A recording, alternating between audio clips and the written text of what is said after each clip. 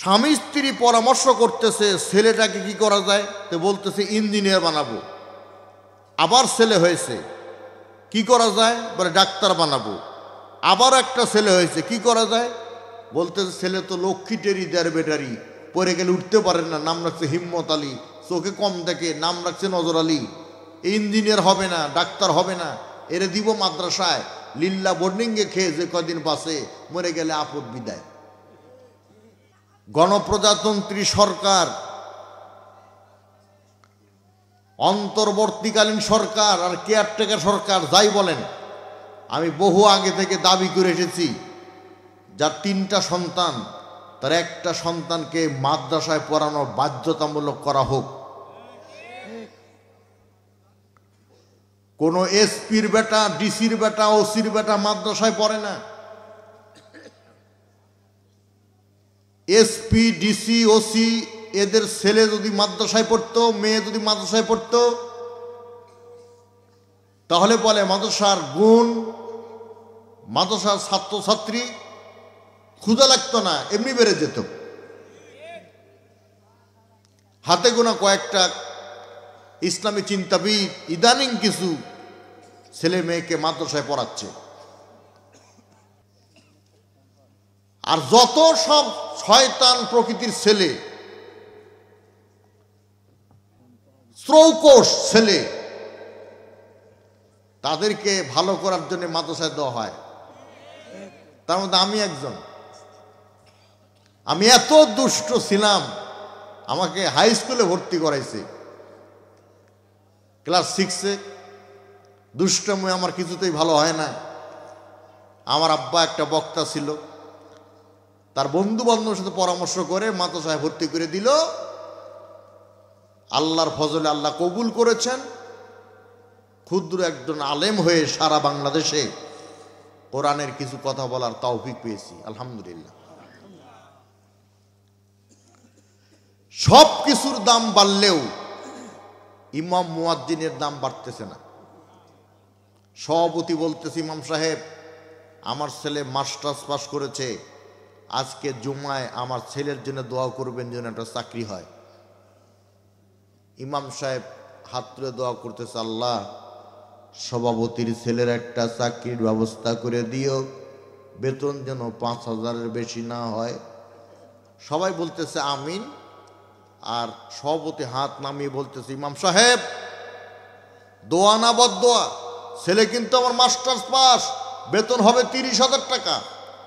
ইমামও সেরকম। ইমাম বলতেছে, আমি ডাবল মাস্টার্স পাস, আমার বেতন 60,000 টাকা হওয়ার কথা, 6 মাসের বাকি কেন, আগে জবাব দেন। ঠিক আছে না ভাই? ইসলামী সরকার ক্ষমতায় না আসা পর্যন্ত আলেম ওলামার মূল্যায়ন হবে না।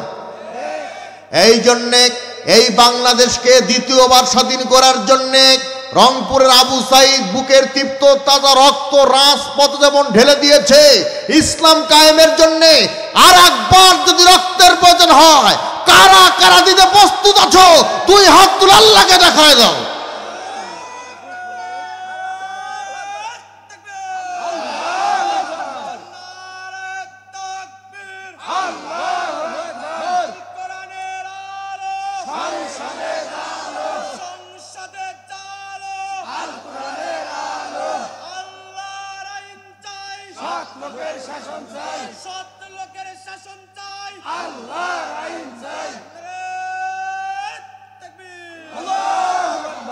মাশাআল্লাহ, জাযাকাল্লাহ, হায়াকাল্লাহ। লম্বা না করি, ফিরে যাচ্ছি। আমি আপনাদের সামনে সূরা জুমার থেকে 18 নম্বর একটি আয়াত তিলাওয়াত করেছি। আল্লাহ রাব্বুল আলামিন বলেন, আল্লাযীনা ইয়াসতামিউনাল কওলা ফায়াত্তাবিউনা আহসানাহু উলাইকাল্লাযীনা হাদাহুমুল্লাহ ওয়া উলাইকা হুম উলুল আলবাব।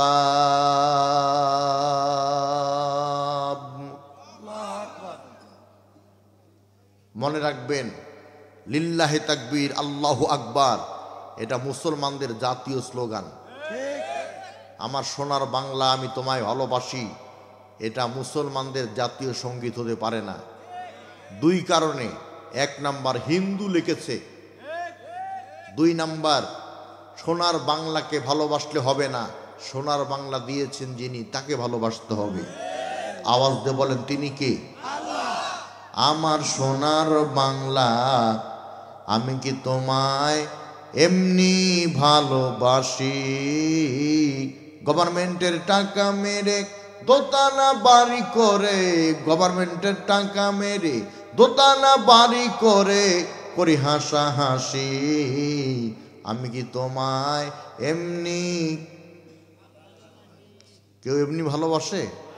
তো স্বার্থের জন্য যারা ভালোবাসে সোনার বাংলাকে, সেটা জাতীয় সঙ্গীত হতে পারে না। লিল্লাহে তাকবীর, আল্লাহু আকবার, এটা জাতীয় সঙ্গীত। লিল্লাহে তাকবীর। আরো আসতে কন, শেখ হাসিনা শুনলে দেশে ফিরত আসতে পারে। লিল্লাহে তাকবীর, মাশাআল্লাহ। কোন সূরা ভাই? আয়াত নাম্বার 18। আল্লাহ পাক বলছেন, দুটি গুণ যারা অর্জন করবে, দুটি গুণ যারা অর্জন করবে তারা উলাইকাল্লাযিনা হাদাহুমুল্লাহ, আমি আল্লাহর পক্ষ থেকে হেদায়েত প্রাপ্ত। আর এই পৃথিবীতে যত চালাক আছে তার মধ্যে তারাই হলো প্রকৃত চালাক। পুলিশ চোরকে ধরেছে, আর বাতাসে পুলিশের টুপি উড়ে গেছে। এখন চোর বলতেছে, স্যার মেহেরবানি করে আপনার টুপিটা আমি এনে দেই। পুলিশ বলছে, বেটা বেয়াদব, নিজেকে চালাক মনে করিস? টুপি আনার নাম করে তুই যে পালাবি তা তো আমি জানি, সেই সুযোগ আমি তোকে দেব না, তুই দাঁড়ায় থাক, টুপি আমি আনতেছি। তাহলে কি চোরও নিজেকে চালাক মনে করতেছে, আবার পুলিশও নিজেকে চালাক মনে করতেছে, কিন্তু প্রকৃতপক্ষে কেউ চালাক নয়। আর একটা কথা বলি, ছেলে তাকে ঢাকায়, বাবা তাকে নিয়ে গেছে, ছেলেকে নিয়ে গেছে, মানে ছেলে বাবাকে নিয়ে গেছে ঢাকায়, যেই গলিতে যায় সেই গলিতে হাজার হাজার লোক। এখন ওর বাপ বলতেছে, আমাকে আনলি হাটের দিনে কেন আনলি? এখন যে এদিকে বিশাল তলা, চাচা একতলা দুইতলা এভাবে গুনতে গুনতে পড়ে গেছে, গুনতেইছে। তো ঢাকার মাস্তানরা মনে করছে এই বোধহয় উত্তরবঙ্গের মফিজ। আরে চাচা কয়তলা গুনেছেন? কেন বাবা? বলতেছে ঢাকার নিয়ম হলো একতলা গুনলে 10 টাকা। কয় টাকা? তো বলতেছে আমি 20 তলা গুনেছি, 200 টাকা দেন। দিয়ে দিয়েছে, ওরা নিয়ে চলে গেছে। চাচা বলতেছে, বেটা বোকা পাইছো, আমি তো 30 তলা গুনে বসে আছি। আল্লাহ বলছেন এরা কেউ চালাক না, যারা কোরআন শোনে এবং কোরআনের ইত্তেবা করে, কোরআনের আইন মানে, কোরআনের আইন বাস্তবায়নের জন্য সংগ্রাম করে, এরা হলো প্রকৃত চালাক। সুবহানাল্লাহ বলেন। 3টা কথা বলে ওয়াজ শেষ করে দিব, খুব গুরুত্বপূর্ণ কথা, কান লাগাবেন। মা বোন তো আছে তাই না? মা বোনদেরকে আগে 2টা ডায়লগ দিয়ে দেই, কারণ রাত বেশি হয়ে গেলে মা বোন চলে যেতে পারে। 1 নাম্বার ডায়লগ, আমার মা বোন জয়পুরের মাহফিলে যারা এসেছো, কান লাগায় শোনো। এই জয়পুরে কলার দিকে তাকাও, কলার দিকে। একটা কলা যখন পর্দায় থাকে, কলার বাজার মূল্য 4 টাকা, 6 টাকা, 8 টাকা, 10 টাকা। আর কলা যখন পর্দা ছাড়া থাকে, 8 আনা দিয়ে কেউ নেয় না, তার উপরে মাছি পড়ে, তা কোনো জাতের না, চরিত্রহীন লুচ্চা। মা বোনদেরকে বলবো পর্দায় চলো, এদেশের বকেটে যুবক তোমাকে সম্মান করে খালাম্মা বলবে। আর কলা ছাড়া, ওই পর্দা ছাড়া কলার মতো যদি রাস্তায় চলো, এদেশের যুবকদের কথা 80 বছরের চাচাও রিস্ক নিয়ে মিস কল মারবে। জয়পুরের মা বোনদেরকে বলি ডাবের দিকে তাকাও। একটা ডাবের যখন যৌবনকাল, ডাবের বাজার মূল্য 60 টাকা, 80 টাকা, 100 টাকা, 120 টাকা। আবার কয়েকদিনের ব্যবধানে ডাব যখন নারিকেলে পরিণত হয়, 100 টাকায় 1 জোড়া পাওয়া যায়। আজকে যৌবন আছে বলে যা খুশি তাই করো না, কয়েক বছরের ব্যবধানে নারিকেলের মতো পরিণত হতে তোমার বেশি দেরি লাগবে না। একান্ত আপনজনেরা ভালো করে কান লাগান। আল্লাহর নবী হেরা গুহাতে বসে কোরআন তেলাওয়াত করতেছেন। সালমা নামক বান্দি ওই পথ দিয়ে যাচ্ছিলেন। বিশ্ব নবীকে ডাক দিলেন, ইয়া রাসূলুল্লাহ, ইয়া হাবিবাল্লাহ, আপনি যে তেলাওয়াত করতেছেন কোরআন, এটা আপনার বানানো না আল্লাহর নাজিলকৃত?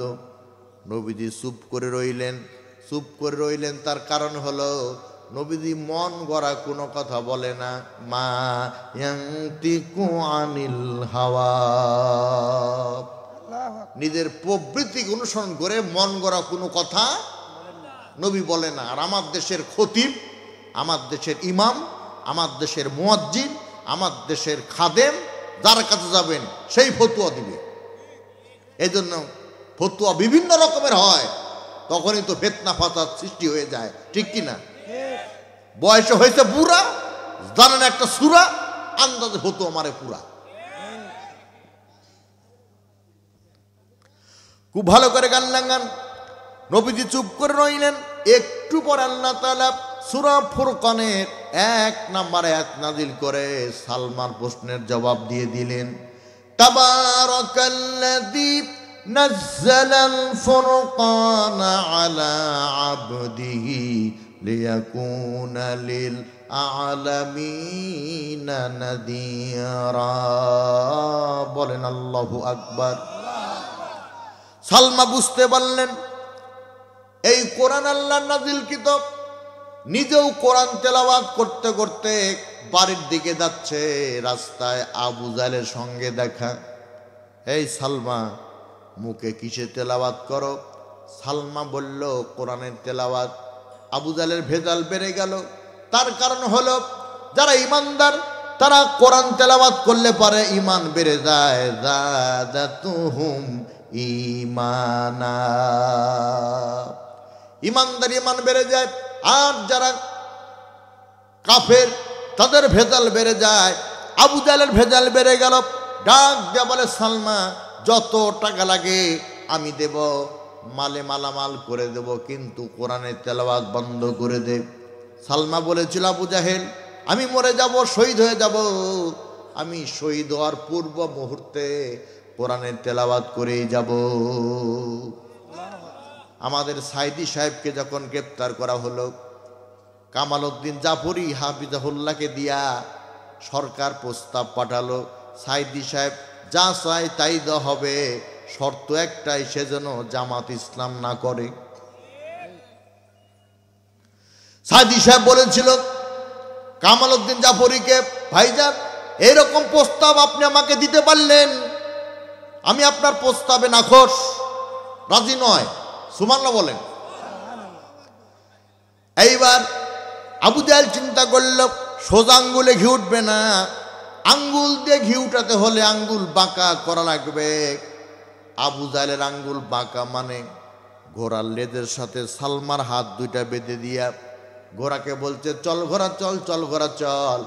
ঘোড়াটা বালির ভেতরে 2 পা হাইড্রোলিক ব্রেক করেছে, 1 কদম সামনে যায় না। আবু জাহেল চাবুক দিয়ে আঘাত করে ঘোড়াকে। এ ঘোড়া, আমি যদি বলি সামনে যা তুই দৌড়াবি, আমি যদি বলি পিছনে যা তুই বসে পড়বি, কিন্তু তোকে দিয়ে কোরআনের প্রেমিকা সালমাকে নির্যাতন করব, কেন সামনে যাস না? সালমা পিছনে পিছনে, ঘোড়ার পিছনে পিছনে, আর ঘোড়াটা চোখের পানি ছেড়ে দিয়ে কাঁদে, আল্লাহ আমার জবান খুলে দাও, আমি যেন আবু জাহেলের প্রত্যেকটা চাবুকের জবাব কথা দিয়ে দিতে পারি। আল্লাহ রাব্বুল আলামিন ঘোড়ার জবান খুলে দিলেন। ঘোড়া বলতেছে, আবু জাহেল রে, আমাকে মারতে মারতে যদি মেরে ফেলে দিস আমি মরে যাব, এরপরও আমার দ্বারা কোরআনের প্রেমিকা সালমাকে নির্যাতন করা সম্ভব হবে না। ও মুসলমান, খালি সুবহানাল্লাহ বললে হবে না। জঙ্গলের জানোয়ার হয়ে কোরআনের প্রেমিকাকে মূল্যায়ন করলো, কোরআনের প্রেমিকাকে চিনলো, মান্য করলো, মুসলমান হয়ে আল্লামা সাইদিকে চিনল না। জুডিশিয়াল কিলিং করে দুনিয়া থেকে তাকে সরানো হয়েছে। শুনে রাখো জালেমেরা, জীবন্ত সাইদির চাইতে শহীদ সাইদি আমাদের কাছে অনেক বেশি জনপ্রিয়। শুনে রাখো জালেমেরা, বাংলাদেশ যতদিন থাকবে সাইদি সাহেবের নাম এদেশের মানুষ শ্রদ্ধার সাথে উচ্চারণ করবে, আর জালেমদেরকে সামনে পেলে জুতা দ্বারা খেদমত করবে। 2 হাত তুলে বলেন ঠিক না বেটি?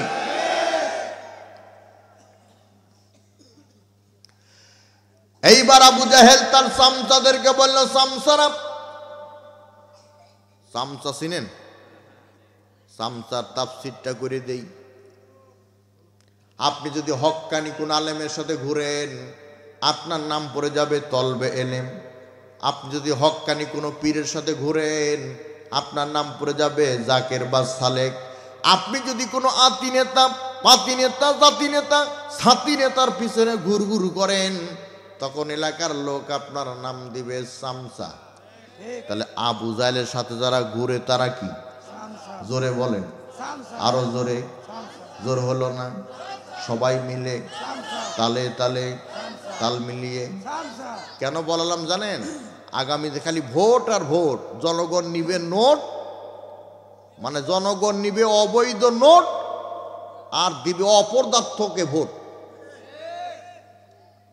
জাতীয় নির্বাচন, উপজেলা নির্বাচন, পৌরসভা নির্বাচন, ইউনিয়ন পরিষদ নির্বাচন, খালি সামনে নির্বাচন নির্বাচন।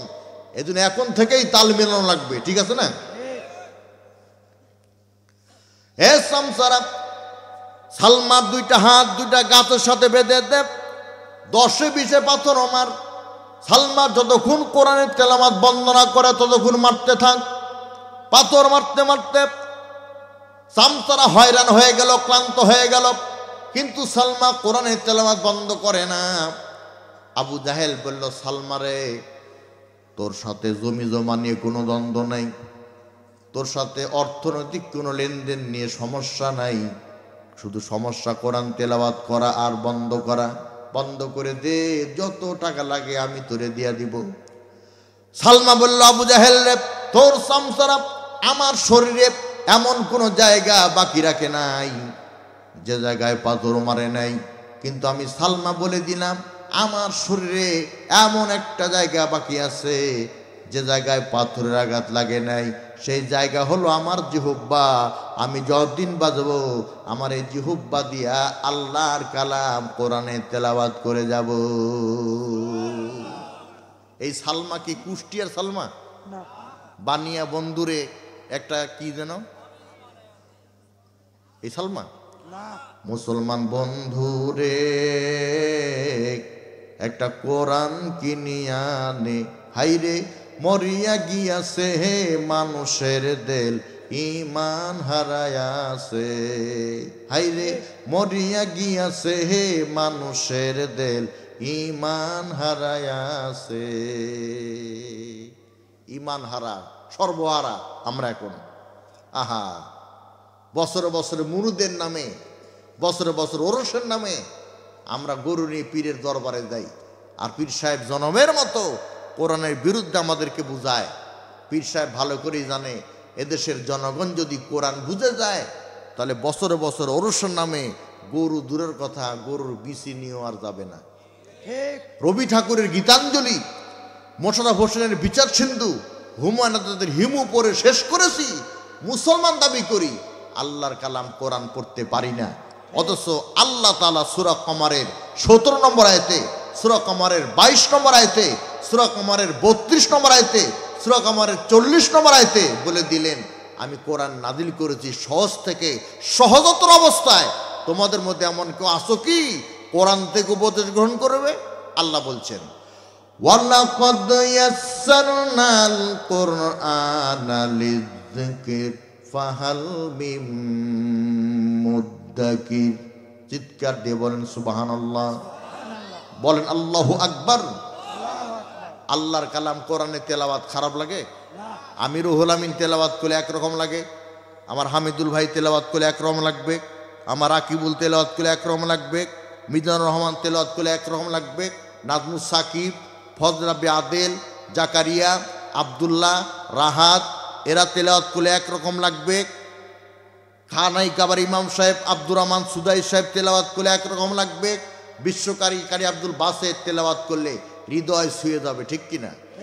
অথচ একটা গান যতই ভালো হোক না কেন 5 বছর পর আর কেউ শোনে না, ঠিক কিনা? আমার দেশে একটা গান ভাইরাল হয়েছিল, ওসো কিনা গেছোস কিনা ভুইলা আমারে, আমি এখন রিক্সা চালাই কোন শহরে? বলেন, এই গান আর বাজে? এই গান আর শোনা যায়? শোনা যায় না। আর একটা গান এলো, মার্কেট দখল করে নিল, বন্ধু 3 দিন তোর বাড়িতে গেলাম, একদিনও এই গান আর চলে, শোনাই যায় না। আর একটা গান এসে ভাইরাল করে নিল, জায়গা করে নিল। আসসালামু আলাইকুম বিয়ান সাহেব, কি হয়েছে? বুকে জ্বালা। এ সিটার, তোর বিয়ান কি থার্মোমিটার যে তোর জ্বর মেপে দিবে? বিয়ান যদি বিয়ের জ্বর মাপতে যায়, ভূমিকম্প হবে, ভূমিকম্প। এই গানের মার্কেট দখল করলো। ঢাকা সদরঘাটে গান গেয়ে 2-4 টাকা আমরা যেটা দিতাম, ওইটা যে সংসার চালাতো মমতাজ, সেই মমতাজকে এমপি বানায়া সংসদে গান গায়া সংসদকে অপবিত্র করা হয়েছে। এই কোরআন তেলাওয়াতের মাধ্যমে সংসদকে পবিত্র করা লাগবে। কথা বলেন ঠিক? এজন্য কোরআনের পক্ষের লোককে সংসদে পাঠাতে কারা কারা প্রস্তুত? 2 হাত লেখান।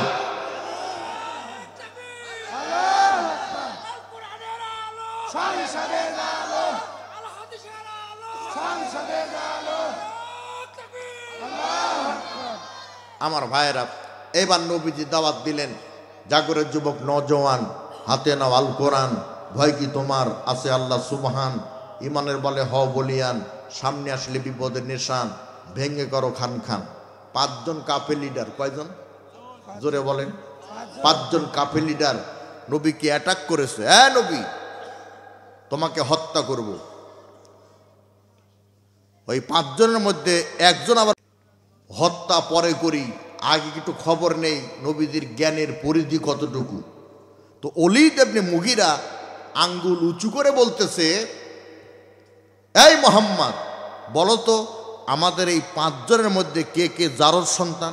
এখন আপনারা বলেন, কে কে জারর সন্তান এটা শনাক্ত করার জন্যে, গণনা করার জন্যে, বলার জন্যে নবীকে কি প্রেরণ করা হয়েছে? কে কে জারর সন্তান এটা কি নবী জানে? জানে না। নবীজি চুপ করে রইলেন। একটু পরে আল্লাহ তাআলা সূরা কলমের 12 নম্বর আয়াত নাজিল করে দিলেন, উতুল্লিম বাদা যালিকা জানিব। হে নবী, কে কে না? ওলীদ ইবনে মুগীরা আঙ্গুল উঁচু করে বলতেছে, কে কে জারর সন্তান তুমি বলে দাও। ওলীদ ইবনে মুগীরাই হলো জারর সন্তান। আর আপনারা বলেন, মানুষকে জারজ বললে মেজাজ নরম হয় না গরম হয়? অল্প হয় না চরম হয়? তরবার উঁচু করেছে, নবীজিকে হত্যা করবে। আল্লাহ কয়, নবী তোমাকে হত্যা করার জন্যে 82 বার ষড়যন্ত্র করা হয়েছে। আমি 82 বার ষড়যন্ত্র নস্যাৎ করে দিয়েছি।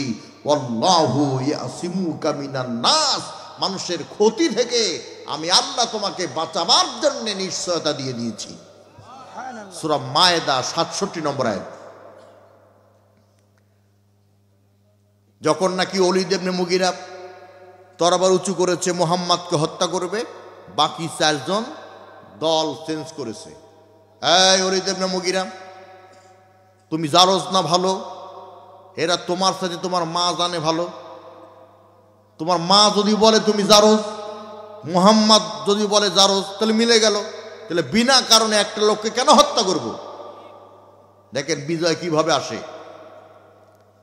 ওলীদ ইবনে মুগীরা চিন্তা করলো, তাই তো বাড়িতে গেছে, মা মারে, আমার নাটোরে কিছু ছেলে পেলে আছে উশৃঙ্খল, মায়ের সাথে ভালো ব্যবহার করে না, ওই আড্ডা দিয়ে গল্প করে খেলাধুলা করে পাবজি খেলে ফ্রি ফায়ার খেলে বাড়ি আসে, আর খাওয়ার সময় মাকে বলে, এ মা মারে, মাও জবাব দেয়, হাট করা মরিসকে করে না। তো যাই হোক, এ মা মারে, কি হয়েছে বেটা, আগে ভালো করে বলো আমি জারজ না ভালো। তো বলতেছে, এই কথাটা কে বলেছে? বলে আব্দুল্লাহর বেটা মুহাম্মদ। ওলীদ ইবনে মুগীরার মা বলতেছে, আব্দুল্লাহর বেটা মুহাম্মদ যদি তোকে জারজ বলে তো ঠিকই বলেছে, ওই লোক জিন্দেগিতে মিথ্যা কথা বলে না। মা ঘটনা কি বলতেছে, তোর আব্বা গেল সিরিয়াতে ব্যবসার জন্যে, আমার যৌন ক্রিয়া বেড়ে গেল, আমি তোর বাপের কর্মচারী, ওর সাথে জেনায় লিপ্ত হয়েছিলাম, গর্ভবতী হয়েছিলাম, গর্ভপাত হয়ে যে সন্তান ভূমিষ্ঠ হয়েছিল সেই সন্তান তুই ওলীদ ইবনে মুগীরা, তুই জারজ সন্তান। সুতরাং নবীকে হত্যা করতে গিয়েছে ওলীদ ইবনে মুগীরা, প্রমাণ হয়ে গেছে জারজ সন্তান। ওলীদ ইবনে মুগীরাও নাই, বিশ্ব নবীও নাই। এখন নায়েবে রাসূল আলেম ওলামা আল্লামা সাইদি, আল্লামা নিজামী, কামারুজ্জামান, মুজাহিদ, আব্দুল কাদের মোল্লা, মীর কাসেম আলী, এই জাতি ইসলামী চিন্তাবিদকে যারা অন্যায়ভাবে কোরআনের কারণে হত্যা করা হয়েছে, তারা পিতৃ পরিচয়হীন অবৈধ জারদ সন্তান। দুই হাত তুলে বলেন ঠিক না বেঠি? কথা মিল আছে না ভাই? এখন ওলীদ ইবনে মুগীরা দারুন নাদওয়ার বৈঠক ডাকলো। সেই দারুন নাদওয়ার বৈঠক ছিল 14 দলের। কয় দলের? 14 দলের। কি সিদ্ধান্ত? সিদ্ধান্ত হলো মুহাম্মদকে যে কোনো মূল্যে হত্যা করতে হবে। তো চিন্তা করতেছে এমনি এমনি মাংনা ফিরি এত বড় রিস্ক কেউ নিবে না, 100 লাল উট দেব মুহাম্মদকে যে হত্যা করতে পারবে। 1 তারিখে ইসলামী আন্দোলনের একটা দলকে নিষিদ্ধ করা হলো। 5 তারিখে আল্লাহ গোষ্ঠী সহকারে নিপাত করে দিল। বিএনপিও জানে না এমন হবে, আওয়ামী লীগও ভাবে নাই এমনটা হবে, জামাত ইসলাম কল্পনাও করে নাই এমনটা হবে। ফায়সালা কার? এই মাস্টার মাইন্ড হলেন আল্লাহ। কেউ হাত তুলে না, কেউ হাত তুলে না। সবার ধারণা ওই মাহফিলে ওমর আছে, ওমর যদি হাত তোলে তাহলে নবী আর বাঁচবে না। আপনাদের কাছে আমার প্রশ্ন হলো, রাখে আল্লাহ মারে কে? মারে আল্লাহ, রাখে কে? আওয়াজ দিয়ে বলেন তো বাঁচানোর মালিক কে? 1 সেকেন্ড হায়াত থাকা পর্যন্ত আমাকে কেউ মারতে পারবে না। সবার ধারণা ওমর যদি হাত তুলে রাসূল বাঁচবে না। কিছুক্ষণের মধ্যে ওমর হাত উঁচু করেছে, আমি মুহাম্মদকে হত্যা করব, বিনিময়ে আমাকে 100 লাল উট দেওয়া লাগবে। 100 লাল উট পাওয়ার আশায় ওমর যখন হাত তুলেছে, উপস্থিত জনগণ সব তালি দিছে। তালি, এই তালি দেওয়ার মানে হলো মুহাম্মদকে হত্যা করার সমর্থন করা। দারুন নাদওয়ার বৈঠক থেকে এই পৃথিবীতে সর্বপ্রথম তালির উৎপত্তি হয়েছে। মুহাম্মদকে হত্যা করার সমর্থন দেওয়া, এই তালি দেওয়া। আমরাও তালি দেই কিনা? আমরা কখন তালি দেই? তাকান আমার দিকে। নেতা মঞ্চে এলো, আউযু বিল্লাহির রহমানির রহিম, বিসমিল্লাহি মিনাশ শাইতানির রাজিম। আউযু বিল্লাহ, বিসমিল্লাহ জানে না। ভাইরা আমার, বিগত সরকার 5 বছরে আপনাদের কিচ্ছু দেয়নি। আমি যদি আপনাদের ভোটে নির্বাচিত হতে পারি, ওয়াদা করলাম আগামী 5 বছর আপনাদের কিচ্ছু দিব না। জনগণ বুঝলো না, আমাদের টোটালে 10 বছর লস। তালি কিন্তু ঠিকই একটা মারছে। আবার কিছু ভোটারও আছে, প্রার্থী এলো, লাল চা খেলো, বলে ভোট দিয়ে দিলাম। আর এক প্রার্থী এলো, দুধ চা খেলো, ভোট দিয়ে দিলাম। আর এক প্রার্থী এলো, মিষ্টি খেলো, ভোট দিয়ে দিল। ভোটের দিনে ভোট কেন্দ্রে গিয়ে দেখে ভোটার লিস্টে নামই নাই। মানুষ এত বড় চিটার। আর এই ভোটের এই ব্যবস্থাপনাকে এই জালেমেরা নস্যাৎ করেছে দিনের ভোট রাতে দিয়ে। চাচা যাচ্ছে ভোট কেন্দ্রে, কোথায়? চাচা যাচ্ছে ভোট কেন্দ্রে ভোট দিতে, ভাতি যারা ধরে বসেছে, চাচা যান কোথায়? বলে বাবারে, হতে পারে জীবনের শেষ ভোট, তাই দিয়ে আসি। এখন ভাতি যারা বলতেছে চাচা আপনার যাওয়া লাগবে না, আমরা মেহেরবানি করে আপনার ভোট দিয়ে দিছি। চাচা হাসতেছে আর বলতেছে অসুবিধা নাই বাবা, তোমার চাচিরটার খবর কি? বলে চাচিরে বাধা দেয়নি, চাচি এসে ভোট দিয়ে গেছে। চাচা কান্নাকাটি করতেছে। ভাতি যারা বলতেছে চাচা কান্দেন কেন? বলতেছে কানবো না, ভোট কেন্দ্র থেকে কবরস্থান 2 কিলোমিটার দূরে, ওখান থেকে উঠে এসে তোমার চাচি ভোট কেন্দ্রে ভোট দিয়ে গেল। আর ভোট কেন্দ্রের পাশেই বুড়ার বাড়ি, একটা খবর নিল না? ওই সরকারের আমলে মৃত মানুষ পর্যন্ত ভোট দিত। ঠিক আছে কথা? এইবার ওমর তার মাথার চুলগুলি বড় বড়, একটা না দুইটা না 22টা জন। আমার দেশের কিছু ছেলে আছে, 100 জন যুবক তাফসীরের আয়োজন করেছ। এরকম হাজার হাজার তাফসীর মাহফিল আয়োজন করলে কোনো লাভ হবে না যদি 5 ওয়াক্ত নামাজ না পড়ো। যুবকদেরকে বলি, এরকম হাজার হাজার মাহফিল যদি করো, 5 ওয়াক্ত নামাজ যদি পড়ো, মা বাবার সাথে যদি বেয়াদবি করো, তোমার এই সমস্ত কার্যকলাপ কোনো উপকারে আসবে না। কিন্তু আমার দেশের যুবকের সাইজ দেখেন, যুবকের নাকে তার, যুবকের কানে তার, যুবকের মুখে তার, দেখলে মনে হয় কারেন্টের খাম্বা। ওতে গিয়া এরম টিপাটিপি করতেছে। আপনি মূর্খ মানুষ, মনে মনে ভাবতেছেন ছেলে বোধহয় আমার লেখাপড়া করতেছে। না বাপজি, আপনার ছেলে খেলতেছে পাবজি। কথা ঠিক আছে না? ছেলে মাইকেল জ্যাকসনের মুরিদ। মাইকেল জ্যাকসনের মাথার চুল ছিল বড় বড়, আপনার ছেলেও মাথার চুল রেখেছে বড় বড়। পিছন থেকে বোঝাই যায় না ল্যাডিস না জন্ডিস। ওমরের ইসলাম কবুলের আগে মাথার চুলগুলি বড় বড় ছিল, একটা না দুইটা না 22টা জট। আমার দেশে জটওয়ালা লোক আছে না নাই? গায়ে দিয়েছে লাল চট, চুলে চুলে বেঁধে গেছে জট। ওদের দেখলেই মনে হয় পা যদি নাও থাকে তাও মারি একটা শট। খালি ঘুরে বাজারে মাজারে, মাজারে বাজারে, জিন্দেগিতে মাথায় তেল দেয় না, শ্যাম্পু করে না। উকুন বলতে যা ছিল সব প্রমোশন পেয়ে সার পোকা হয়ে গেছে। এতে গিয়াসউদ্দিন তাহিরি, কুল্লু জাদিদুন লাজিদুন, প্রত্যেক নতুনত্বই হলো মজাদার, কিন্তু তার শান এখন ডিজে গান হিন্দুদের মন্দিরে বাজে। এমন একটা কথা বলে দিল, ইমানের গোষ্ঠী যা ছিল সব সাফ হয়ে গেল। আল্লাহর ধন রাসূলকে দিয়া, আল্লাহর ধন রাসূলকে দিয়া আল্লাহ গেলেন খালি হইয়া। রাসূলের ধন খাজা পাইয়া, রাসূলের ধন খাজা পাইয়া বসে আছে আজমিরে। কোপের না খালি হাতে খাজা বাবার দরবারে। নাউজুবিল্লাহ, জোরে বলেন। বাবা শাহজালাল, ও বাবা শাহজালাল, মোদের কাছে কুত্তা বিড়াল সব হালাল। কায়া বদলাইছে রে বাবা, কায়া বদলাইছে রে বাবা, কায়া বদলাইছে। কুত্তা হইয়া সিন্নি খায়া তাবারুকু বানাইছে রে বাবা, কুত্তা হইয়া সিন্নি খায়া তাবারুকু বানাইছে। এই সমস্ত বাজার পূজারি, মাজার পূজারি, বেদাতি আলেম ওলামা সরকারকে ভুলভাল বুঝিয়ে আমাদের বাংলাদেশের রত্ন কলিজার টুকরা মিজান রহমান আজারীকে দেশ ছাড়া করেছিল। এরা মনে করেছিল আমরা থাকবো 2041, এর মধ্যে আজারী দেশে ফিরে আসতে পারবে না। আল্লাহ কয় 2024 5 আগস্ট ফিনিশ, বিজয় বেশে আজারী আসবে বাংলাদেশে, কেউ রোধ করতে পারবে না। দুই হাত তুলে বলেন ঠিক কিনা? ঘটনা তাই ঘটছে কিনা? ঘটনা তাই ঘটছে কিনা বলেন? আল্লাহ ছাড় দেয়, কোন জালিমকে ছেড়ে দেয় না। ইন্নাহুম ইয়াকিদুনা কাইদা ও আকিদু কাইদা ফামাহিলিল কাফিরিনা আমহিলহুম রুয়াইদা। কাফিররা করে চক্রান্ত আর আল্লাহ করে কৌশল। ওদের চক্রান্ত যখন শেষ, আল্লাহর ধরা শুরু।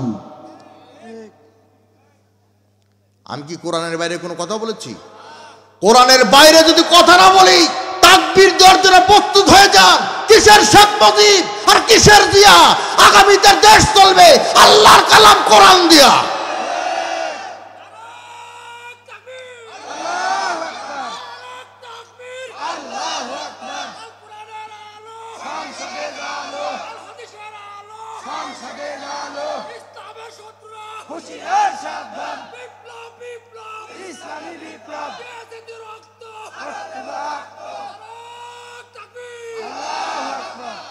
আমার ভাইয়েরা, মাথার চুল আর জট নিয়া গেছে কাবা শরীফে।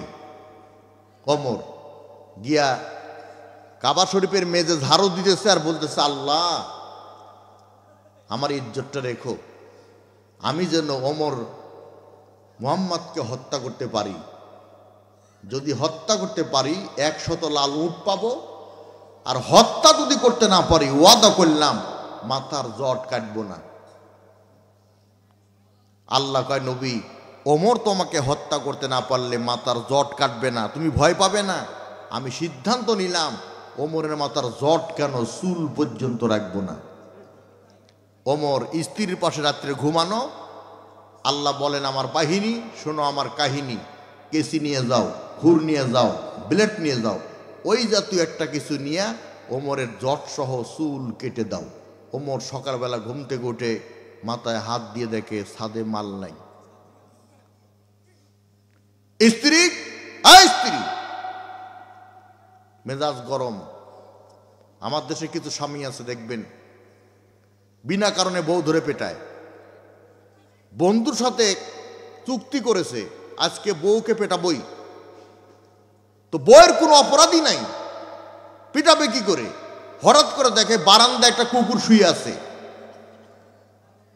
স্ত্রীকে পিটন দিচ্ছে আর বলতেছে আমার বাড়িতে কি বালিশের অভাব রে? একটা বালিশ কুকুরকে দিলেই তো আরামে ঘুমাতে পারে, দিসনি কেন? মায়ের খালি স্ত্রীর বিপক্ষে বললে হবে না, স্ত্রীর খেদমত খালি নিলে হবে না, স্ত্রীর খেদমতও করতে হবে। মাঝে মধ্যে স্ত্রীর রান্নার প্রশংসা করবেন, তোমার রান্না এত সুন্দর গো, অতুলনীয়, অথচ লবণ এত বেশি দিছে, মুখে নেওয়াই যায় না। মাঝে মধ্যে বলবেন তোমাকে দেখতে আজকে বিশ্ব সুন্দরী মতো লাগতেছে, অথচ আলকাতার মতো কালো। দেখবেন মুস্কি হেসে বলবে তুমি যে কি বলো, তোমার কথা শুনে আমার লজ্জা লাগে। দেখবেন ভালোবাসা 25% বৃদ্ধি করে দিবে। ভুল বললাম কি? কিন্তু কিছু কিছু স্ত্রী এমনও আছে, স্বামী যখন একটু রাত করে বাড়ি যায়, তুমি কোথায় ছিলে? তুমি আসো নাই? আমি তো না খেয়ে আসছি। এটা ভুয়া কথা।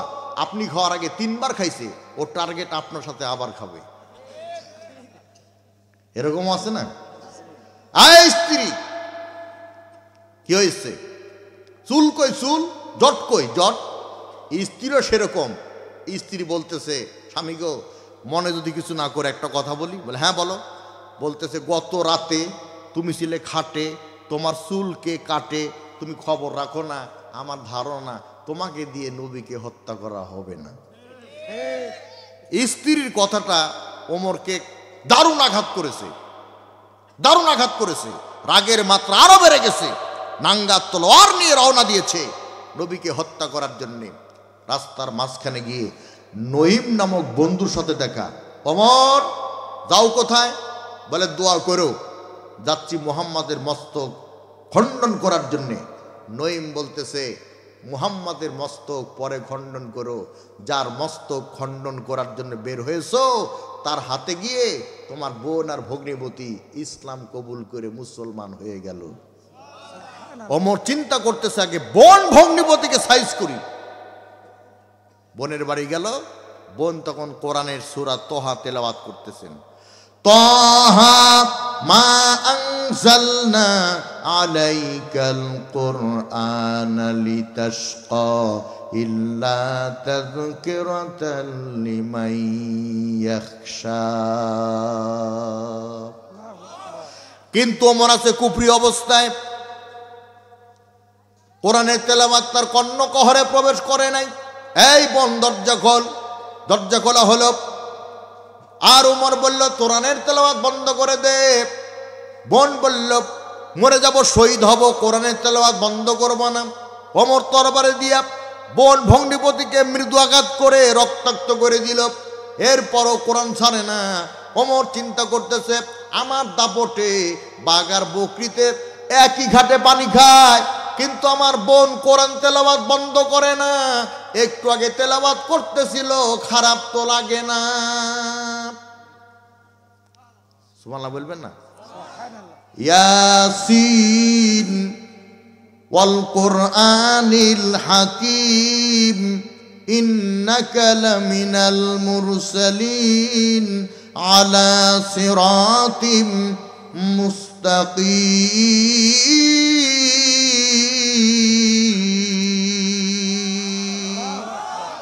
খারাপ লাগে? ওয়াতাম্মাত কালিমাতু রাব্বিকা সিদকাও ওয়া আদলা লা মুবাদদিলা লিকালিমাতিহি ওয়া হুয়াস সামিউল আলীম।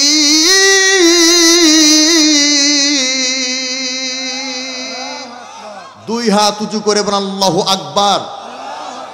দুঃখ লাগে ভাইজান, ওয়াজ করে টাকা পয়সা ইনকাম করতেছি, প্রতি রাতে ওয়াজ করে, কিন্তু একটা হাদিস দেখলাম, দেখে মনে হচ্ছে ওয়াজ ছেড়ে দিয়ে এখন ব্যবসা করি।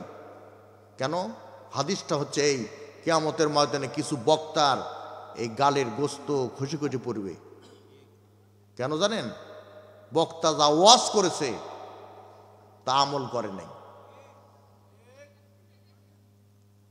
আর আমাদের চরিত্র যে কত খারাপ, এক সপ্তাহ যদি আমাদের সাথে ঘুরেন তাহলে পরে আপনি বুঝতে পারবেন। হায় হায় রে, কোরআনের মাহফিল জয়পুর, ছোট্ট একটা মাহফিল, তুমি বক্তা, তোমাকে দাওয়াত দিব, তোমাকে দাওয়াত যদি কেউ না দেয়, তোমার বাজার করে খাওয়া লাগতো আজকে। তুমি যে কি বাজার করতে আল্লাহ জানে, অথচ তোমার জন্য জয়পুরের লোক কয়েক আইটেমের রান্না বান্না করতেছে, আর তুমি চাচ্ছ ৮০,০০০ টাকা। টোটাল মিলে ৮০,০০০ উঠে না, তোমাকে একাই দিতে হবে ৮০,০০০, ৪০,০০০ বায়না। 1 কিলো দূরে থেকে বলতেছো বাকি ৪০ না দিলে বক্তা মঞ্চে যাবে না। এই সিটার এত টাকা দিয়ে করবে কি রে? সাদ্দাত বেহেশত বানাইছিল কোটি কোটি টাকা খরচ করে, জান্নাত উদ্বোধন করতে যাচ্ছে, এক পা ঘোড়ার পিঠে আর এক পা মাটিতে, এমত অবস্থা আজদাল এসে জান নিয়ে চলে গেছে। তুই যদি মরে যাস, এই যে এত লোকের কাছ থেকে টাকা বায়না নিয়েছিস, তোর বউকে ফেরত দিবে? ফেরত দিবে না, অন্য একটা লোকের সাথে উড়াল দিবে। এই জন্য যারা কন্ট্যাক্ট করে ওয়াজ করে ৬০,০০০, ৭০,০০০, ৮০,০০০ টাকা ছাড়া ওয়াজ করবো না, তাদের ওয়াজ শুনবেন না। কারণ এই ওয়াজ শুনে হেদায়েত হবে না, আওয়াজ হবে, ওয়াজ হবে, হেদায়েত হবে না। যারা বলে ঠিক, ওরাই আবার ওই বক্তায় করে ঠিক, এটাও ঠিক।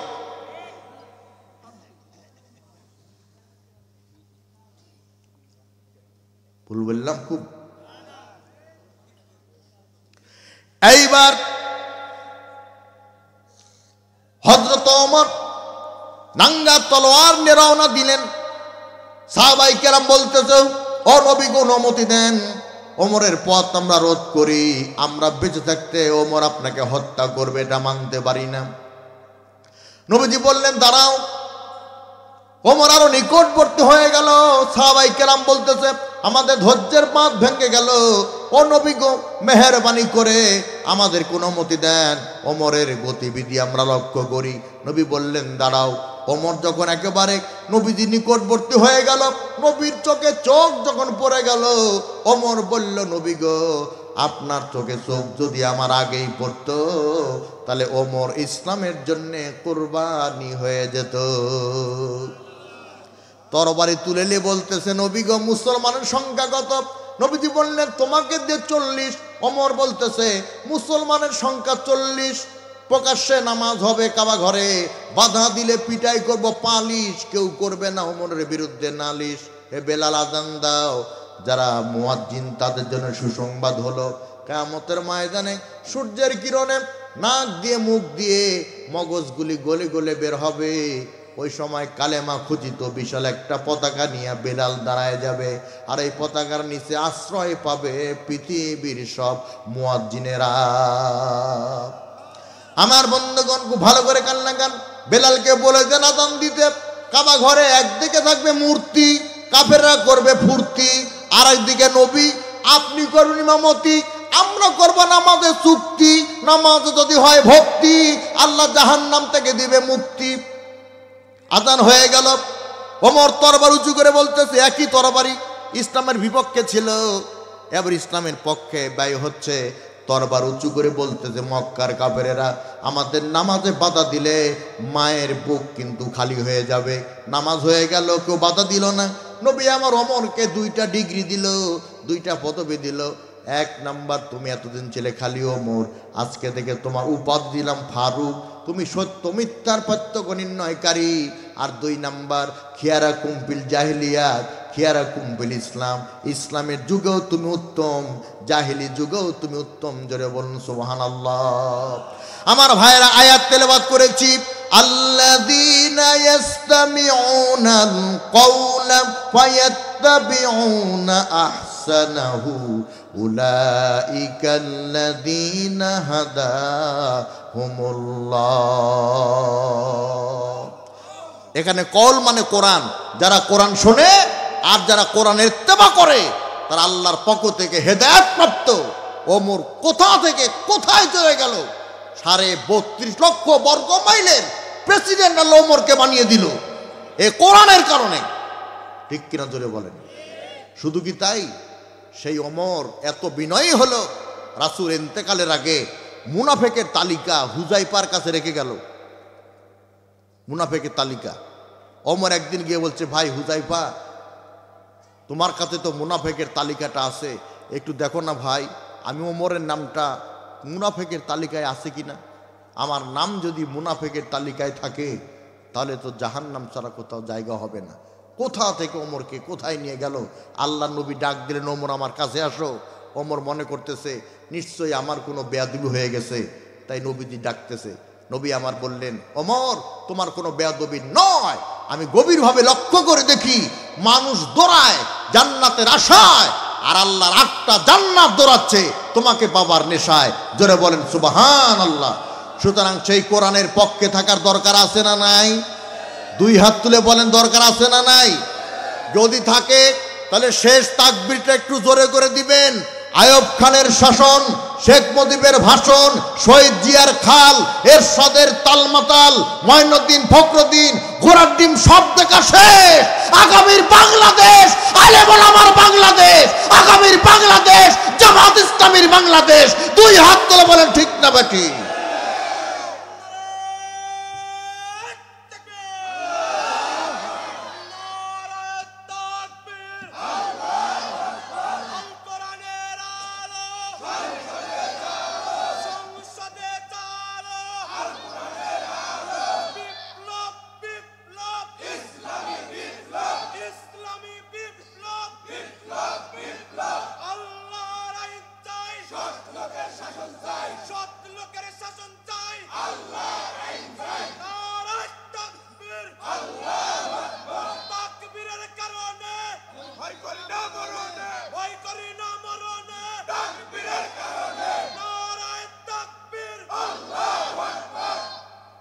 একের মাল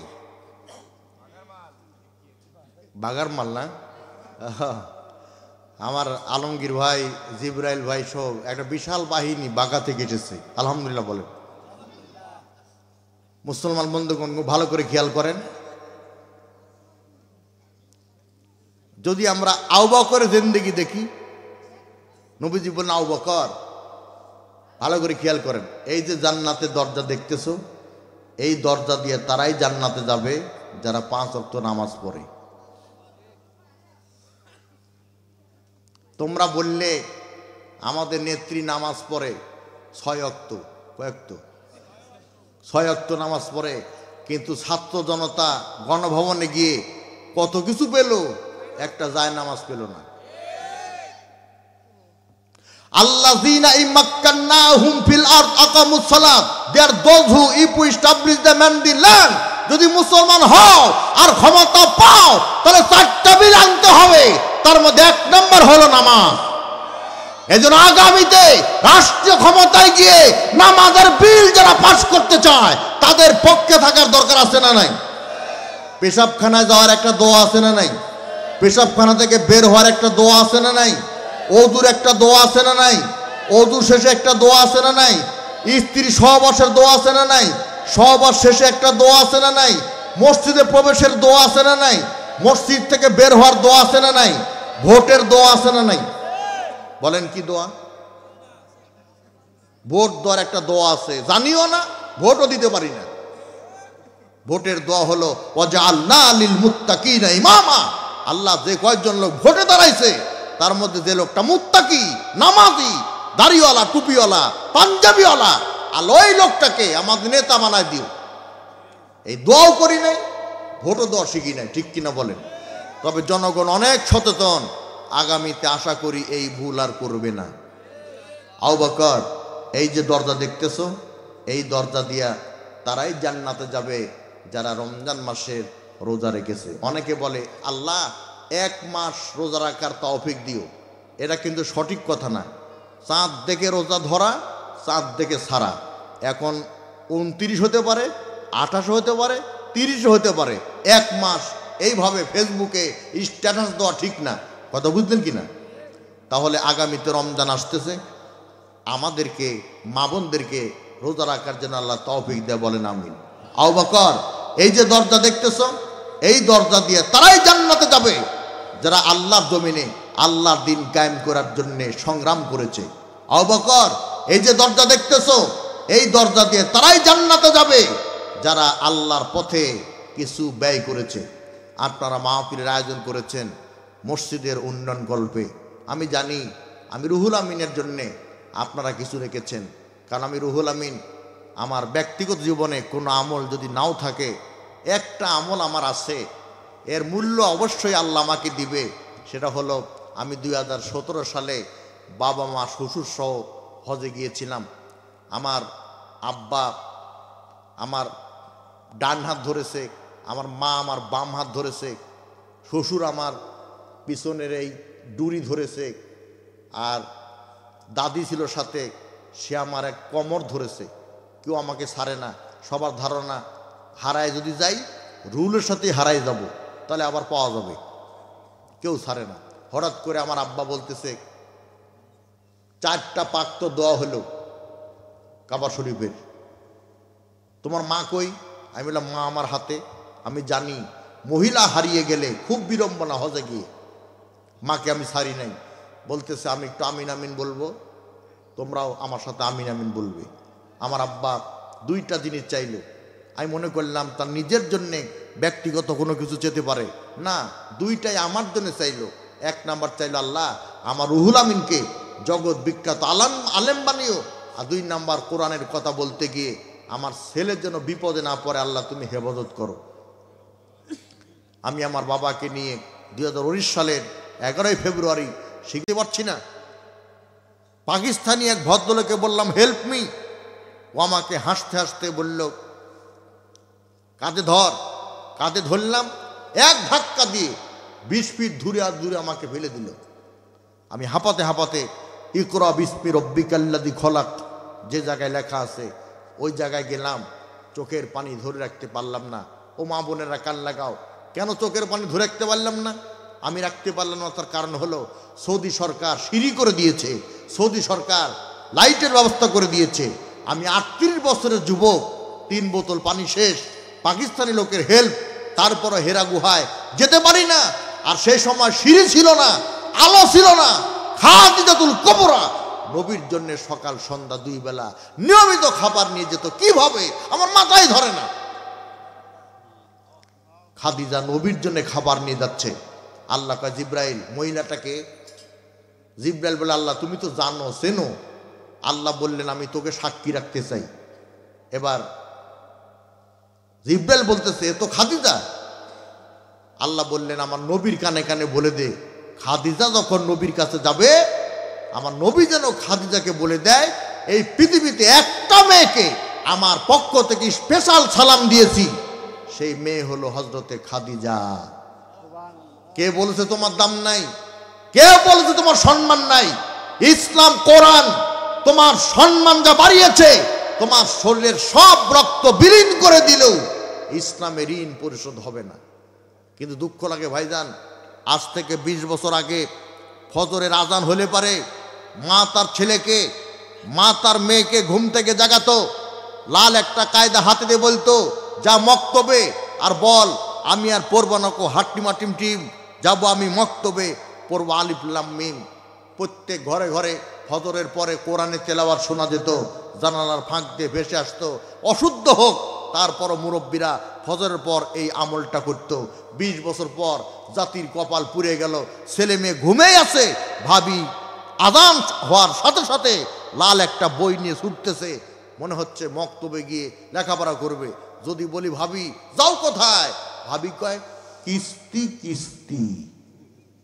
কথা বলেন, আশা নিরাশা দুরাশা আমাশা, ন্যাং ভাঙ্গা ঠ্যাং ভাঙ্গা ঠেঙ্গা মারা, কোনো পুরুষকে দেয় না টাকা, কারণ তারা জানে পুরুষকে দিলে টাকা কিস্তি না দিয়ে চলে যাবে ঢাকা। নারীকে যদি দেয় ঋণ, কিস্তির টাকার জন্য খুলে দিবে কানে রিং চালের টিন। নারী যখন টাকা পেল মুই কি হনুরে, নারীর স্লোগান চেঞ্জ করলো এক দেহ এক প্রাণ, যাকে খুঁটি তাকে করব দান। হাইরে নারীর অবদান, এজন্য পদে পদে অপমান। বঙ্গবন্ধুর স্বপ্নের সোনার বাংলাদেশে 6 বছরের শিশুকন্যা থেকে শুরু করে 80 বছরের বৃদ্ধা পর্যন্ত ধর্ষিত হয়। আমার দেশের একজন ধর্ষণকারিণীকে ধরে প্রকাশ্য দিবালোকে রোজ জুমাবারে বাইতুল মুকাররমে পাথর নিক্ষেপ করে যদি হত্যা করা হয়, ওইটা যদি মিডিয়ায় দেখানো হয়, পত্রিকায় ছাপানো হয়, তাহলে লাল বাংলা, নীল বাংলা, সাদা বাংলা, হলুদ বাংলা, গ্রাম বাংলা, স্বাধীন বাংলা, নেতাদের দোয়া মহব্বতের নাম জয় বাংলা থেকে জেনা দূরের কথা স্বপ্নদোষ পর্যন্ত চিরতরে বিদায় নেবে। এগুলি ওয়াজ করে চার পাশে লাভ নাই। আল্লাহুল খলকু আলাম এনিল হুকমিল্লাহ, সৃষ্টি যার, আইন চলবে তার, তাহলে এগুলি বন্ধ হবে। দুই হাত তুলে বলেন ঠিক না বেটি? এটা ছন্দ না বললে বোধহয় দিবেন না, আগে ছন্দটা বলি। মুকাদ্দেস ভাই দান করলো 5 বছর সিমেন্ট পরি মাটি, ইমান করে দাও খাটি, জান্নাতে বিছাই দিও পাটি, দিও সাথে আঙ্গুরের বাটি, স্বামী স্ত্রী খায় যেন ফাটাফাটি।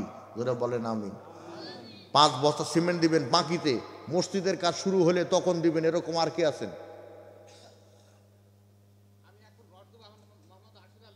আরশেদ আলী, 1 মণ রড আমাকে দিবেন? সেটা তো বলবেন তো। আদায় করা খুব কঠিন ভাই।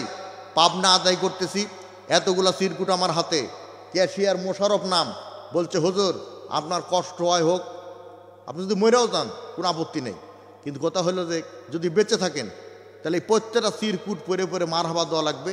একটা সিরকুট যদি বাদ পড়ে তাহলে ওই টাকা কিন্তু সকালে ফেরত দেওয়া লাগবে। আপনি তো রাত্রি চলে যাবেন, বুঝলেন? কারণ আমি এই সিরকুট সমানে পড়তেছি আর মারহাবা দিচ্ছি, সমানে পড়তেছি মারহাবা দিচ্ছি। হঠাৎ করে দেখি রুহুল আমিন 20 বস্তা সিমেন্ট। আমি তো সেই খুশি, চিৎকার দিয়ে বললাম আমার মিতা রুহুল আমিন 20 বস্তা সিমেন্ট। সবাই মারহাবা বলল। ওয়াজ করে বাড়ি আসলাম, সকালবেলা ক্যাশিয়ার ফোন করে বলছে হুজুর ওই যে 20 বস্তা সিমেন্ট দিলেন ওইটা কখন দিবেন? আমি বললাম আমি আমার নানার যোগ্য নাতি, আমি তো এই ভুল করিনি। কোন সিটার আমার নাম দিয়ে 20 বস্তা সিমেন্ট লিখে নিচে আবার মোবাইল নাম্বার দিয়ে দিছে। আমি জীবনে যখন পঞ্চম বক্তা হই, প্রথম আমার বিজ্ঞাপনে নাম উঠে পঞ্চম বক্তা। আমার বাড়ি থেকে ½ কিলো দূরে মাহফিল, আমি মোটরসাইকেল নিয়ে গেছি। ½ কিলো দূরে মোটরসাইকেল নিয়ে গেছি। মাগরিবের পরপরে আমার ওয়াজ শেষ, আমাকে 50 টাকা হাদিয়ে দিছে। আমি চিন্তা করলাম এত টাকা নিয়ে এত রাতে ½ কিলো দূরে যাওয়া কি ঠিক হবে? আমি বাড়ি আসিনি, ওই জায়গায় ছিলাম। ফজর নামাজ পড়ে ঘন কুয়াশা, রুমাল দিয়ে নাক মুখ বেঁধে হুন্ডানে যাচ্ছি। দেখি মসজিদের জন্যে এক ইমাম সাহেব কালেকশন করতেছে। কালেকশন করা দেখে আমি ব্রেক করলাম। কি বলতেছে জানেন? দানবকারীর পিতা মাতা আল্লাহ, দানবকারীর পিতা মাতা আল্লাহ, দুঃখেরাই কবরে, সুতার টুপি মাথায় দিয়া উঠায় নাটোরে। কেরে দোয়া না বদদোয়া? বলছে হুজুর মানি ব্যাগ বের করলো, হাজার হাজার মানে টাকা, হাজার হাজার টাকা, বেছে বেছে 2 টাকা দিল, তা সিজার করা। এই 2 টাকা দিয়ে সুতার টুপি হয় না, মুরের টুপি হয় কি করে? তাই আমি বদদোয়া দিয়ে দিছি, জাল্লা ওকে হাসরে উঠাবার আগে নাটোরে তুলুক, ওর বাপের সাথে আমার বোঝাপড়া আছে। খুব কঠিন আদায় করা। 30 বস্তা সিমেন্ট ইনশাল্লাহ হয়ে যাবে। আমার এই ভাই দিলেন 1 মণ রড। সিমেন্টের চাইতেও দাম বেশি। আল্লাহ আমার ভাইয়ের দানটা কবুল করেন, বলেন আমিন। সিমেন্ট দিবেন 5টা বস্তা, কোন দরদি? এত লোকের ভেতরে যারা একবার দিয়েছেন অসুবিধা নেই, আমার কাছে একটু দোয়া নেওয়ার জন্য দিবেন, আমার মনটা পরিতৃপ্তি হবে। আমি একটু আবেগ দিয়ে মোনাজাত করে দিব আপনাদের জন্যে। মাশাআল্লাহ। কি নাম ভাই? বাদশাহ ভাই। অসুবিধা নাই, 5 বছর সিমেন্ট পাই, কবুল করো তাই, জান্নাতে দিও ঠাই। 8, খুব চালাক মানুষ, মানে আল্লাহর 8টা জান্নাতের দরজা কিনে নিয়েছে। 5 আর 8 কত ভাই? 13। আর লাগবে কত? 17। 2 বস্তা সিমেন্ট দিবেন কি? একটু হাত তুলেন। নাম বলেন ভাই। আকরাম ভাই 2 বস্তা। 13 দিয়ে 15। ভাই আমার কি নাম? সাইফুল ইসলাম। 2, 15, 2 এ 17 আর 13 বস্তা। ভাই কয় বস্তা? আপনার নাম কি? নাজিম ভাই 5 বস্তা, আল্লাহ করো একটা ব্যবস্থা, তুলে এমন একটা ফেরেশতা, ভালো জন্য বাসে ফেরেশতা। 17 আর 5 কত ভাই? 22। ভাইও 5 বস্তা, কি নাম? সোহেল রানা। 5 বস্তা সিমেন্ট দিল সোহেল রানা।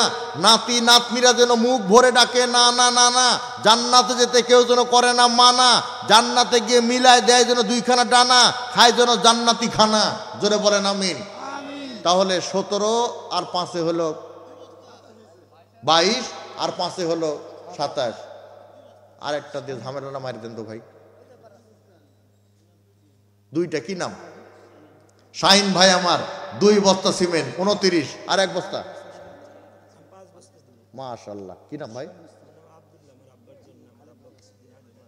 আহারে বাবা মারা গেছে, আগে 5 বস্তা দিছে।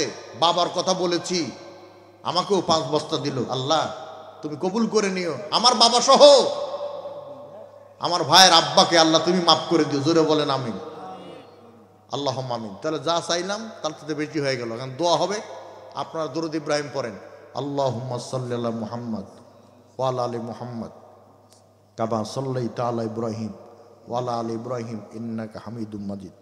আল্লাহুম্মা বারিক আলা মুহাম্মদ ওয়া আলা আলি মুহাম্মদ কামা বারাকতা আলা ইব্রাহিম ওয়া আলা আলি ইব্রাহিম ইন্নাকা হামিদুম মাজিদ। কারো কিছু বলার আছে? আল্লাহুম্মা আমিন। সবাই মাথা নিচু করেন, চোখ 2টা বন্ধ করেন, আর মনকে বুঝান, মন রে এতদিন আমি ঘর থেকে একা একা বের হতাম, আজকে 4 জন লোক আমাকে ধরে ঘর থেকে বের করতেছে। আমার বাড়ির আঙ্গিনায় একটা তক্তার উপরে আমাকে টান করে শোয়াই রেখেছে। লোকেরা দলে দলে আসতেছে আর বলতেছে লাশটা কোথায়, জানাজা কখন? বড়ই পাতার গরম পানি দিয়া গোসল করায়া সাদা কাপড়ে 2টা মাথা চকলেটের মতো মোড়ায়া খাটপিতে করে যখন কবরের দিকে নিয়ে যায়, ছোট ভাই মাকে বলে, মা আব্বা নতুন সাজে সেজেছে, আব্বা বোধহয় কোথাও বেড়াতে যাবে, আমারে সাজাইয়া দাও। ছোট ভাইয়ের কথা শুনে মা দুঃখিনী, চোখের পানি রাখতে পারে না, ডাক দিয়ে বলে, বাবারে তোর আব্বা এমন যানবাহনের যাত্রী হয়েছে, যানবাহন যতই দূরে যাক না কেন রে, যানবাহন ফিরে আসবে, যানবাহনের যাত্রী আর ফিরে আসবে না। রব্বুল আলামিন, আমি আমার বাবাকে নিজ কাঁধে বহন করে কবরে রেখেছি। তোমার বান্দারা যারা বাবা হারা, লক্ষ্য করে দেখো তাদের চোখের মণিকোটায় পানি জমেছে। আল্লাহ দয়া করে আমাদের বাবাদেরকে মাফ করে দাও। মোনাজাত শেষ করে বাড়ি যাব রে, স্ত্রীকে 10 বার ফোন দিলেও অনেকদিন রিসিভ করে না। না করার পিছনে কারণ হলো ও প্রতিদিন ঘুমায় থাকে, আর আমি গিয়ে ফোন দিয়ে ঘুম ভাঙ্গিয়ে দেই, ওরও কষ্ট হয়, আমি তো বুঝি। আমার স্ত্রী একবার রিসিভ করে বলে হ্যালো, আমি হয়তো বললাম বাড়ির গেটটা খুলো। স্ত্রী যখন গেটটা খুলে, আমার মা তখন গলার একটা আওয়াজ দেয়। এই আওয়াজ দেওয়ার মানে হলো, বেটারে তুই জয়পুর মাহফিল থেকে বাড়ি এসেছিস, তোর বউকে ফোন দিয়েছিস বলে দরজা খুলে দিল, কিন্তু তুই বাড়ি আসিস নাই বলে আমি মা এখনো পর্যন্ত ঘুমাই নাই। আল্লাহ, আমার কত ভাইয়েরা বাড়ি যাবে রে, বাড়ি গিয়ে দেখবে মা যে ঘরে ঘুমাতো ওই ঘরটা পরে আছে রে, খালি রে জানাম দুঃখিনী মা। আল্লাহ মমতাময়ী মাকে মাফ করে দিও। আল্লাহ তাআলা বাগা থেকে আমার আলমগীর ভাই এসেছে, আমাকে ছোট্ট করে বলতেছে, ভাই আমার মা তো আগেই মারা গেছে, আমার আব্বাটাও অসুস্থ, আমি দোয়া করি আল্লাহ খালাম্মার কবরটাকে জান্নাতের বাগান বানাও, আর খালুকে শেফায়া জেলা কামেলা দান করে দাও। যারা মাহফিলের আয়োজন করেছে যুবক, তোমাদের উদ্দেশ্যে বলি, প্রচন্ড শীতের ভিতরে মাকে খুশি করার জন্য লক্ষ টাকা লাগে না রে যুবক। একটা চাদর কিনে মায়ের হাতে দিলে মা চোখের পানি ছেড়ে দিবে আর বলবে কি দরকার ছিল রে। এটা কোনো চোখের পানি নয়, এই পানি দিয়ে জাহান্নামের আগুন হারাম হয়ে যাবে। প্রচন্ড শীতের ভেতরে বাবাকে এক জোড়া জুতা কিনে দিও, বাবা জুতাটা হাতে পেয়ে আবেগে চোখের পানি ছেড়ে দিবে আর বলবে কি দরকার ছিল রে। এটা কোনো চোখের পানি না, পানি দিয়ে জান্নাত ওয়াজিব হয়ে যাবে। এখন রুহুল আমিনের লক্ষ লক্ষ টাকা আছে, হাজার হাজার চাদর কিনতে পারবে, জুতা কিনতে পারবে রে, কিন্তু সেই জনম দুঃখিনী আর জনমদাতা বাবা তো আর দুনিয়ায় নাই। বাঙালি দাঁতের মর্যাদা বুঝে না, মা বাপ থাকতে মা বাবার মূল্যায়ন হয় না। আমার 100 জন ভলেন্টিয়ার ভাইয়ের প্রতি আমার আকুল আবেদন, আমি রুহুল আমিনকে আর দাওয়াত দাও বা না দাও ভাই, তোমাদের হাতে হাত রেখে অনুরোধ করে গেলাম, তোমাদের ব্যবহারে মা বাপ যেন কষ্ট না পায়। আল্লাহ যারা আয়োজন করেছেন 100 জন যুবক, তার মধ্যে সোহেল নামে ভাই আমার আছে। আল্লাহ আর বাকিগুলোর নাম আমি তেমন জানি না। আল্লাহ আমার এই ভাইদেরকে খালিদ বিন ওয়ালিদ, তারেক মুসা, জামাল উদ্দিন আফগানি, সালাউদ্দিন আইয়ুবীর মতো কবুল করে নিও। আজকের মাহফিলের সভাপতি প্রিয় ভাই হামিদুল ইসলামকে আল্লাহ দিনের মুজাহিদ হিসাবে কবুল করে নিও। আমার ছোট ভাই রাকিবুল ইসলাম, আমার ছোট ভাই মিজানুর রহমান নাটোরি এবং তার সাথে এসেছে ছোট ভাই মনিরুল। আল্লাহ এবং আমি আমাদেরকে কোরআনের মঞ্চে আল্লাহ তুমি কথা বলার তৌফিক দিও। আমিন। আপনারা একটু আমার জন্য দোয়া করবেন। আমি দুরারোগ্য ব্যাধিতে ভুগতেছি, বহু ডাক্তারের কাছে গেছি কিন্তু কাজ হচ্ছে না। আমি আল্লাহর উপর ভরসা ছাড়ি নাই।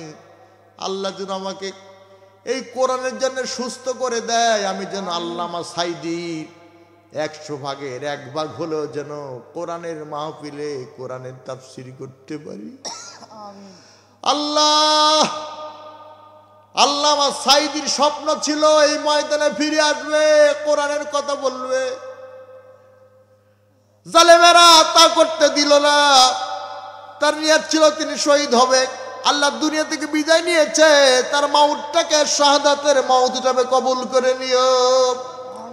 এলাকায় যত কবরবাসী আছে আল্লাহ কবর যা মাফ করে দিও।